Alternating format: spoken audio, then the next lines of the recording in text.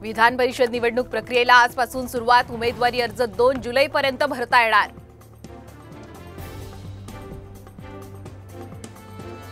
मुंबईत नवीन इमारतींमध्ये 50% घरं मराठी लोकांसाठी आरक्षित ठेवा। अनिल परब यांची मागणी। अशासकीय विधेयक विधानमंडळ सचिवालयाकडे केलं सादर। अंमली पदार्थांशी संबंधित अवैध बांधकामांवर बुलडोजर फिरवा। मुख्यमंत्री एकनाथ शिंदे यांचे पुणे पोलीस आयुक्तांना निर्देश।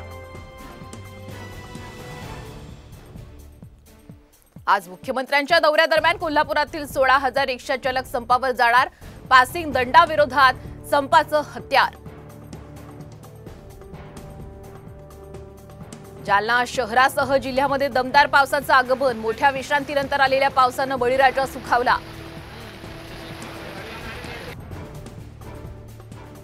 वाशिमच्या काकडदाती खरोळा परिसरामध्ये मुसळधार पाऊस। नुकतेच पेरलेले बियाणे पावसात गेली वाहून। शेतकऱ्यांवर दुबार पेरणीचं संकट।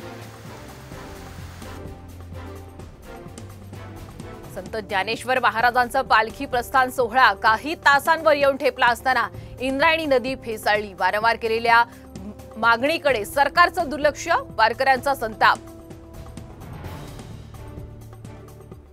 हिंगोलीत शेतीची मशागत करण्यासाठी लहान भावाला चौताला जुंपलं। मशागतीला बैल मिळत नसल्यानं शेतकरी हतबल।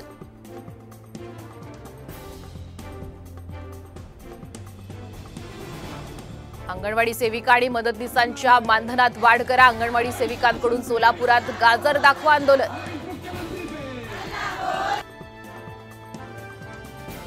यवतमाळमध्ये युवा शेतकऱ्यांचं अनोखं आंदोलन। खरीप हंगाम सुरू असून शेतकऱ्यांना अद्यापही पीक कर्ज मिळत नसल्यानं शेतकरी आक्रमक।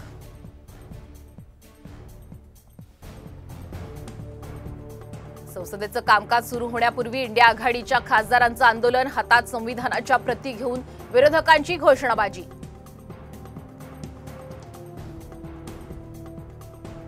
पुण्याच्या तळेगाव दाभाडेमध्ये हवेत गोळीबार करणाऱ्या टोळीला अटक। तळेगाव परिसरातून पोलिसांनी काढली धिंड।